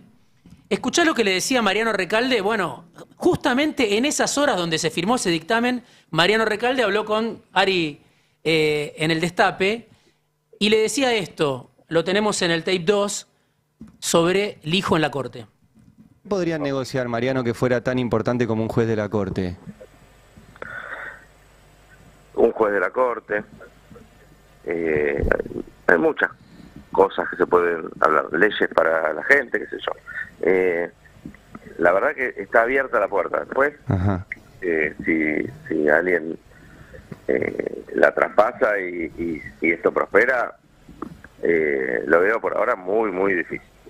Claro, el tema que, por ejemplo, vos negociás una ley para la gente, como vos decís, y finalmente la interpretación de esa ley la va a tomar el juez Lijo en la Corte si llega. sí, es un buen análisis. Por eso, yo lo que no quiero es cerrar una posición, porque los que llevan la negociación en este caso son las autoridades del bloque. Me interesa. Bueno, eran las horas en las que se estaban definiendo las firmas del dictamen, que ahora el gobierno muestra, tenemos las firmas, Lijo consiguió los votos, esto es lo que, bueno, Johnny lo conoce muy bien. Hay una diferencia muy clara entre Lijo y García Mansilla. García Mansilla está objetado porque además, obviamente, está la cuestión de género. Serían un juzgado de 5 varones en la Corte Suprema, 5 hombres, si esto prospera. Pero Lijo consiguió los votos de los gobernadores. Hoy habló Mariano Recalde también en una radio y dijo, nos sorprendió las firmas del peronismo en el dictamen del Lijo. Bueno, es extraño porque ahí cuando lo entrevistaron dijo, bueno, habría que darle el aval, ¿no? Dejó abierta la posibilidad, se está negociando. Hoy dijo que se sorprendieron los senadores más cercanos a Cristina. Ahí está, yo creo, obviamente, esto está muy debatido, Lijo parte aguas, para mí es un emblema del poder extorsivo de Comodoro Pi, el juez que en su momento ordenó llevar a Amado Vudú a las 6 de la mañana en pijama, detenerlo y tantas otras cosas, un juez emblema del lawfare, hay que ver si tiene los votos, pero ya tuvo estos votos claves, muchas veces es más importante el voto para el dictamen que el voto final. Bueno, hoy desde el cristinismo están diciendo, de todas maneras hay 25 de los senadores, según me decía alguien, de los 34 senadores que tiene el peronismo, hay 25 senadores que dicen no vamos a votar al Lijo, con eso lo podemos bloquear. 25 senadores es más de un tercio del total de la Cámara, con lo cual si hay 25 votos en contra, Lijo no tiene forma de pasar. Exactamente, eso es lo que están diciendo algunos del cristinismo en este momento, hay que verlo, pero los dictámenes los puso Corpachi y los puso Ledesma Abdala, la esposa. En el gobierno dicen que los votos los tienen. Sí, bueno, eso te iba a decir. Hay dos cuestiones. Una, en el gobierno dicen que los votos están, que el Lijo va a salir y que Mansilla lo van a meter por comisión, por decreto. Hay que ver si después el Senado acepta eso, si lo voltean a Mansilla. Igual en el gobierno dicen el año que viene lo volvemos a presentar a Mansilla, o sea, van a estar sentados los dos en la Corte en algún momento, eso por un lado. Y por el otro lado, lo que me llamó la atención, que me contaban ayer, que el gobierno petardeó directamente y definitivamente la ampliación de la Corte. No la va a hacer. ¿Se acuerdan que el plan era... Ok, votamos a estos dos, entran estos dos y después debatimos con el resto de los bloques políticos la ampliación de la Corte para que entren mujeres y demás? Eso es muy importante. ¿Hay gente que sigue confiando en el gobierno cuando dice vos dame esto que yo después te voy a dar lo otro? ¿O están negociando algo que no sabemos, ¿no? Porque parece ridículo que a esta altura del partido haya gente que siga confiando en un gobierno que incumplió... Que no le cumplió a nadie. A ver, el ejemplo más claro es a Valentín Ley le habían prometido una rotonda, entre comillas, por la ley de bases, que nunca se hizo. Evidentemente lo que se negoció no fue una rotonda y hubo algún otro compromiso que a lo mejor sí se cumplió, que no conocemos, pero... Por eso, acá la duda es, ¿la negociación terminó o está en curso? Estas firmas son de agosto de 2024. Entonces, esa negociación entre el gobierno y el peronismo, el cristinismo, el Instituto Patria, ¿empezó en agosto y sigue hasta hoy y va a terminar con Lijo en la Corte? ¿O en un momento existió y ahora se enfrió? Lo que dice Johnny es importante. Si no se amplía la Corte... ¿Qué le van a dar al cristianismo? Bueno, está el debate de ficha limpia. Eso, hay una votación clave, queda una votación clave en el Senado que es ficha limpia. Y a mí toda la fuente, y esto yo creo que lo vengo contando, para mí fue un plan que le va a salir bien al gobierno y es ficha limpia se cae en el Senado. Y el gobierno gana. Sí, claro, gana de dos maneras. Por un lado le come la agenda al PRO que venía con ficha limpia, que estaba negociando con el kirchnerismo, le dice no, nosotros no negociamos, fuimos con ficha limpia y se cayó en el Senado. Y por otro lado... No queda Milei como la persona que quiso proscribir a Cristina y hasta en alguna manera también le gana por ese lado. O sea, le gana al peronismo por un lado porque encima lo expone, porque van a decir ustedes fueron cómplices, los peronistas que la protegieron a Cristina y la encubrieron en el Senado, gana por ese lado de la opinión pública y le gana al PRO, le gana a Macri y a las Talerico de la vida, como le llaman, la agenda de ficha limpia. El tema del Hijo es muy complicado para Cristina porque hay dos cuestiones. Por un lado ¿están negociando o no? ¿Qué le da el gobierno? ¿Le da algo el gobierno a Cristina? ¿Le da lo de ficha limpia? ¿Le da la ampliación de la Corte? ¿La beneficia en algo? Pero incluso si llega a tener los votos, el Hijo, los que necesita para ser juez, y hay votos de los gobernadores, el gobernador de Formosa, Infran, el gobernador de Santiago del Estero, Zamora, Uñac, otros senadores, también es un problema para Cristina que su sector vote en contra y el Hijo salga de todas maneras juez, porque quiere decir que el peronismo está partido y ya no lo responde, que es lo que ya vimos en diputados. Sí, Claro. y hay que agregar un factor más ahí, porque todos dicen, bueno, viene esto y después el gobierno hace tal cosa. Pero también hay que mirar hacia atrás. Este es un gobierno que decidió no tener presupuesto, que es una facultad del Congreso de la Nación. Y hay una oposición en el Congreso que decidió que a pesar de eso va a seguir actuando con normalidad, discutiendo, votándole algunas cosas sí, otras no, cuando podrían decir, che, hasta que no mandes el presupuesto no te votamos nada más. Digo, hay ahí también una aceptación de unas reglas de juego no democráticas que pone Milei y que incluso la oposición más dura, el peronismo, el kirchnerismo, está terminando tácitamente de aceptar porque no encuentra otra salida a la trampa del laberinto que propone el gobierno. Y quiero decir algo sobre el tema García Mansilla. Sí. Porque en sesiones extraordinarias el gobierno puede designar por decreto a García Mansilla, la Constitución lo avala. Entonces, ¿cuál es la jugada del gobierno? Lijo tiene los votos, García Mansilla sale por decreto. Salen los dos, ahora. Tiene que ser el jueves que viene. Y escuchá lo que decía, vamos a poner el tape 4 de García Mansilla, donde él dice, yo no hubiera aceptado, cuando fue a la audiencia pública en el Senado, le preguntaron si él hubiera aceptado ser nombrado por decreto, como en su momento Macri lo quiso hacer con Rosati y con Rosenkrantz. García Mansilla dice, la Constitución avala, pero yo no lo hubiera aceptado porque hubo mucho rechazo. Hay que ver si ahora lo acepta, porque cuando fue a la audiencia, mirá lo que decía. Muchas gracias, señora senadora, por su pregunta. Como le aclaré, después, visto el impacto que tuvo el decreto 83 del 2015 en la opinión pública, yo no hubiera aceptado una nominación en comisión porque más allá de que la Constitución lo prevé, evidentemente hay un gran sector de la población que, con buenas razones, resiste ese tipo de decisiones que son discrecionales del presidente. Con lo cual, independientemente de que en su momento, apenas salió el decreto, publiqué un artículo simplemente para hacer un aporte al debate, visto el impacto que tuvo, yo no hubiera aceptado esa nominación.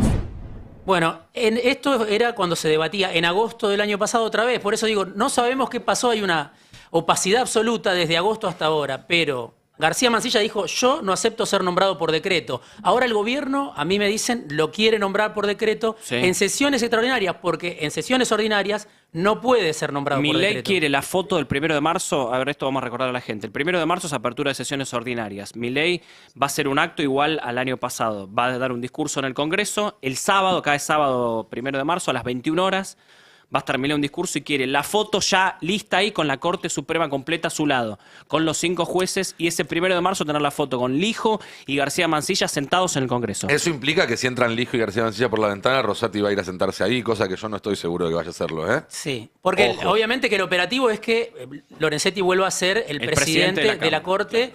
Y recordemos que García Mansilla, no hay tiempo ahora para comentarlo, pero había dicho, ¿quién lo nominó a usted en esa misma sesión? Bueno, a mí me nominó Santiago Caputo. Sí. Sebastián, yo al presidente no lo conozco, decía García Mansilla. Bueno, lo nominó Santiago Caputo, hay que ver si entra. Y te ligo esto con... Tremendo. Bueno, ¿de quién Nominado maneja? por un monotributista, un juez de la Corte. Santiago Caputo, bueno, por ahí tiene los 2 jueces este jueves, digo, es el momento límite. Es una película que lleva mucho tiempo y el gobierno se juega todo a que sea ahora. Puede prorrogar una semana más las sesiones extraordinarias. Tiene ahí un changuicito. Bueno, eso lo puede hacer, pero todavía no. Las sesiones extraordinarias se acaban. Y te sumo algo de Puyaro, ayer en Santa Fe. Hay un gobernador que está acumulando un poder increíble, que es el gobernador de Santa Fe. Es el primer gobernador radical en 60 años y está por reformar la Constitución. Bueno, por eso sabemos que el peronismo va partido en 3 frentes. Obviamente, cuando el peronismo está partido, cuando la dirigencia está desprestigiada, aparece alguien como Puyaro, va a renovar la Constitución y además ayer acaba de conseguir el apoyo para ampliar y tener su propia mayoría automática en la Corte Suprema de Justicia de Santa Fe. 3 jueces logró el apoyo ayer. De 69 miembros de la Asamblea, 50 le votaron los 3 jueces que propuso Puyaro en Santa Fe. ¿Y quién fue la única persona que se quejó de esto? De estos 3 jueces que entran por la ventana. Amalia Granata. Mirá lo que decía Amalia Granata ayer en Santa Fe. Y genéricamente, esto es un papelón institucional, lo que vamos a votar hoy acá, sobre todo ciudadanos que vivimos en una república. Y me extraña, señora presidenta, usted que es del PRO, partido que se ha fundado o que ha llevado la bandera republicana, que estamos votando algo que no tiene nada que ver con la independencia de los poderes, porque estamos votando a 3 personas que están vinculadas explícitamente en la política. Y no es que están vinculadas en la política por lo bajo, sino que uno ha sido fiscal de Estado, el otro ha sido fiscal general y la postulante ha sido y es una férvea militante socialista, con cargos incluso en la municipalidad, y su padre ha sido diputado también nacional.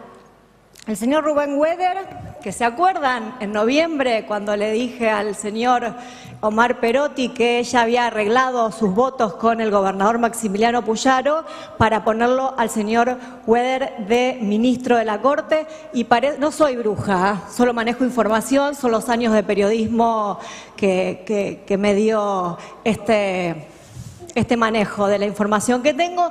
En noviembre anticipé el arreglo con Puyaro por la impunidad de la exgestión, es ponerlo a Weder en la justicia, y el tiempo me dio la razón, y hoy estamos votando a alguien que fue fiscal de Estado del gobernador Omar Perotti. Creo que por moral, dignidad, el perotismo en frente mío debería mínimo abstenerse.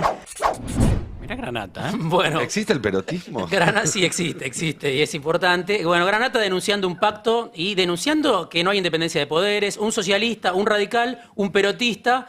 Es la primera vez en 30 años que entran 3 jueces a la Corte, rompe con el esquema de Reutemann. Bueno, es una historia larga, pero ahí algunos dicen, a Granata le pone ficha Santiago Caputo.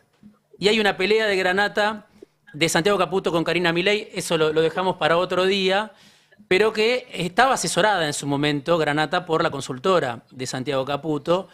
Hay que ver cómo sigue esto, pero es mucho poder el que tiene Puyaro en la provincia de Santa Fe, reforma la Constitución, suma 3 jueces después de 30 años y tiene a toda la oposición que lo apoya.